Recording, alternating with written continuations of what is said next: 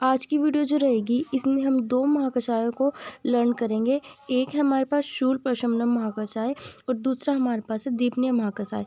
इससे पहले हम जीवनीय महाकषाय और शुक्रजनन महाकषाय को लर्न कर चुके हैं। इसके लिए आप हमारे पहले वाली वीडियो जाके देख सकते हैं। तो सबसे पहले अब हम देख लेते हैं कि शूल प्रशमनम के और दीपनीय महाकषाय के इन दोनों के अलग अलग 10 द्रव्य कौन से हैं। उन 10 द्रव्यों के नाम हम देख लेते हैं, फिर हम देखेंगे कि उन्हें हमें लर्न कैसे करना है। शूल प्रशमनम में हमारे पास आते हैं पीपली, पीपलीमूल, चव्य, चित्रक, श्रृंगवेर। श्रृंगवेर को हम सोट भी बोलते हैं। मरीच, अजमोदा, अजगंधा, अजाजी, गंडीर, अनीति दशे मानी शूल प्रशमनानि भवंती। तो ये 10 द्रव्य हो गए हमारे पास शूल प्रशमनम के। इसके बाद हम देख लेते हैं कि हमारे पास दीपनीय महाकषाय के कौन कौन से 10 द्रव्य हैं।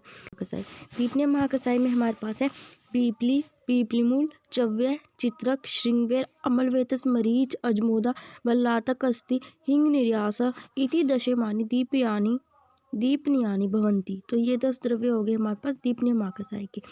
अब हम देख लेते हैं कि हमें इन दोनों महाकषायों को लर्न कैसे करना है।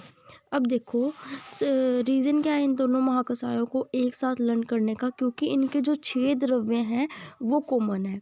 तो अब आपको इससे बहुत इजी हो जाएगा लर्न करना, क्योंकि अब आपको 12 की जगह सिर्फ 6 द्रव्य लर्न करने हैं और 6 द्रव्य भी आपको सिर्फ एक वर्ड में लर्न हो जाएंगे, षडूषण।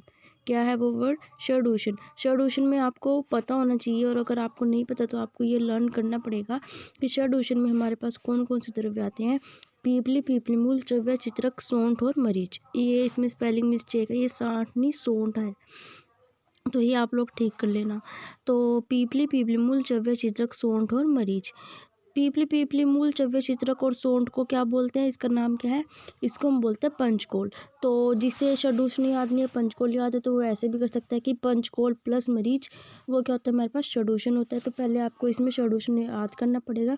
उसके बाद है षडूषण प्लस बा। बा से हमारे पास क्या होगा? बी से बल्लातक, ए से अजमोदा, दूसरे ए से अम्लवेतस और एच से हिंगू।